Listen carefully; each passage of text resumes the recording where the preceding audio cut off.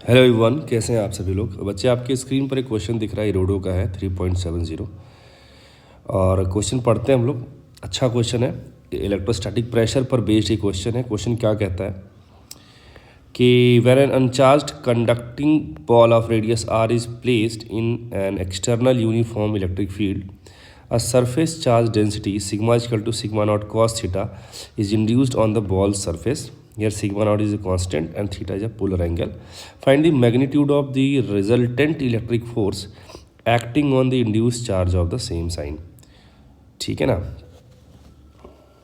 Okay, मतलब ये वाली बात को थोड़ा ध्यान से पढ़िएगा कि सेम साइन के जो चार्जेस है ना, उन पे हमें जहाँ जहाँ प्रेजेंट है उस रीजन में हमको फोर्स चाहिए, है ना। तो चलो पहले इसको सिचुएशन ड्रॉ करते हैं हम लोग। क्या है कि अपने पास हमने एक जो है स्फीयर बनाया, ठीक है। और सपोज़ ये हमने स्फीयर बना लिया ऐसे, और इस स्फीयर में ये बोला गया है कि जो सिग्मा है सरफेस चार्ज डेंसिटी, वो थीटा पे डिपेंड करता है। तो अगर हम किसी थीटा एंगल पे जाते हैं ऐसे, तो इस जगह जो सिग्मा मिलेगा उसका वैल्यू आएगा सिग्मा नॉट कॉस थीटा। सही है ना। ये अब अगर थीटा को आप वेरी करोगे तो कॉस थीटा वेरी करेगा, तो सिग्मा वेरी करेगा। और इस जगह पे surface charge density almost zero है ना। और यहाँ पे सरफेस चार्ज डेंसिटी मैक्सिमम होगी क्योंकि यहाँ पे थीटा ज़ीरो था। और तो यहाँ से यहाँ फर्स्ट क्वाड्रेंट में थीटा प्लस है, कॉस थीटा पॉजिटिव होता है, तो यहाँ ऐसे रहेगा। और अगेन फोर्थ क्वाड्रेंट में भी प्लस रहेगा।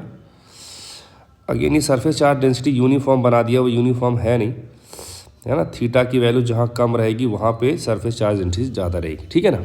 इस तरीके से कुछ हिसाब किताब है। तो हमने क्या किया कि सेम साइन के जो लोग हैं वो प्लस वाले अगर देखा जाए तो यहाँ से लेके यहाँ तक, है ना, इस पूरे हिस्से में हमें फोर्स चाहिए। और नेगेटिव साइन वाला जो आएगा वो इधर आ जाएगा। यहाँ पे आप देख पा रहे हैं ना, ऐसे, ठीक इस तरीके से। तो मैंने काम किया, एक रिंग लिया, है ना। थीटा पे जाके डी थीटा का एक रिंग ले लिया हमने। थीटा पे जाके डी थीटा का हमने एक रिंग ले लिया ऐसे, ठीक है। इस तरीके का रिंग ले लिया, थोड़ा सिमेट्रिक नहीं है। ये हमने एक रिंग ले लिया ऐसे, ठीक है। ये रिंग ले लिया हमने, ठीक। अब इस रिंग पर हमें फोर्स निकालना है, ठीक है। तो ये जो हमारे पास रिंग आया है, जो रिंग हमारे पास आया है, उस रिंग का अगर तुम रेडियस देखोगे तो पहली बात तो ये रेडियस तो आपका जो बॉल था उसका रेडियस है। ये एंगल थीटा है, तो ये मुझे लगता हो जाएगा रेडियस अगर आर ले लो तो ये आएगा आर साइन थीटा। सही बात है ना। ओके, अब इस रिंग पे जो लगने वाला फोर्स होगा वो हम प्रेशर से निकाल सकते हैं। तो प्रेशर जो इसके हर पॉइंट पे आएगा उसकी वजह से जो फोर्स आएगा वो इस डायरेक्शन में आएगा, है ना। एक कोनिकल शेप में आएगा ये फोर्स का डायरेक्शन ऐसे। उसका जो एक्स कंपोनेंट आएगा इधर वाला, वही नेट फोर्स हमें देगा, ठीक है। तो कितना आएगा वो हम लोग निकाल लेते हैं। तो जो रिजल्टेंट हमारे पास आएगा इन सभी एक्स वाले कंपोनेंट का, मैंने उसको बोल दिया डी एफ एक्स, है ना। तो डी एफ एक्स क्या लिखोगे वो देख लो। डी एफ एक्स क्या लिखोगे आप, तो डी एफ एक्स आपका सिंपल हो जाएगा कि pressure into area, pressure into area. Area क्या लिखोगे 2 पाई आर, है ना। और ये जो थिकनेस इसका है वो आर डी थीटा हो जाएगा, तो आर डी थीटा, ठीक है। और उसमें भी हमको ये थीटा वाला कॉम्पोनेंट चाहिए एफ एक्स के लिए, तो कॉस थीटा मल्टीप्लाई कर दोगे तो ये फोर्स एक्स डायरेक्शन में मिल जाएगा अपने को। और अगर हम इसको इंटीग्रेट कर देते हैं कहाँ से कहाँ तक, 0 से लेके π/2 तक।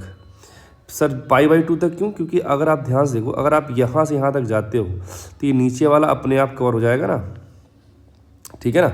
और हमें एक ही हाफ में पूरा फोर्स चाहिए था क्योंकि एक इस पूरे हाफ में सेम साइन के लोग मौजूद हैं, ठीक है। तो 0 से π/2 करना, बस हमें इंटीग्रेशन करना और कुछ नहीं है। अच्छा, प्रेशर क्या लिखोगे, प्रेशर हो जाएगा sigma square upon 2 times epsilon not, है ना। बेसिकली प्रेशर होता है 1/2 एप्सिलॉन नॉट ई नेट का स्क्वायर, है ना। और ई नेट हमारे पास क्या आ जाएगा, कंडक्टर के बाहर सिग्मा बाई एप्सिलॉन नॉट होता है, तो रिजल्ट यही आएगा, ठीक है। रखते हैं यहाँ पे हम लोग, तो यहाँ पे आएगा sigma square upon 2 epsilon naught 2 pi R की जगह पर रखोगे R sine theta into R cos theta d theta, सही है ना। और सिग्मा क्या लिखोगे, सिग्मा नॉट कॉस थीटा, तो sigma naught square cos square theta 2 pi are square sine theta cos theta divide by 2 epsilon naught, और यहाँ integration चलेगा, है ना, 0 से लेके π/2 तक। ठीक, अब जो लोग बाहर आ सकते हैं उनको इंटीग्रेशन से बाहर ले आते हैं। Sigma naught square 2 pi are square upon, ये 2 से 2 कट जाता है वैसे, बट ठीक है, 2 एप्सिलॉन नॉट आ गया, और यहाँ बच गया कॉस क्यूब थीटा, ये बच गया साइन थीटा डी थीटा, सही है, 0 से π/2। ओके, तो एक काम ये करो कि अगर मैं इसमें कॉस थीटा को टी के बराबर पुट कर दूं तो minus sine theta d theta हमारे पास आ जाएगा डी टी।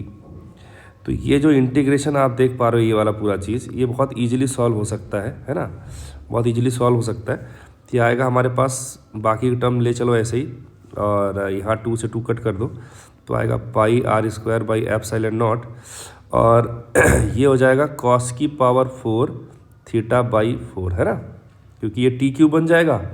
और लिमिट आप जो है माइनस साइन के बदले आप लिमिट को इंटरचेंज कर लो π/2 से 0।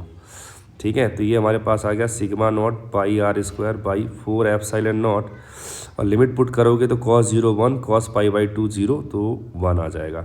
यही हमारा क्या हो जाएगा, आंसर हो जाएगा। ठीक है ना, तो आई होप सारी बात समझ में आई होगी। इसमें जो मेन चीज़ थी वो इलेक्ट्रोस्टैटिक प्रेशर वाली चीज़ थी। थोड़ा सा अगर ये हमें आइडिया रहता है तो हम ऐसे क्वेश्चन बड़े आराम से कर ले जाएंगे, है ना।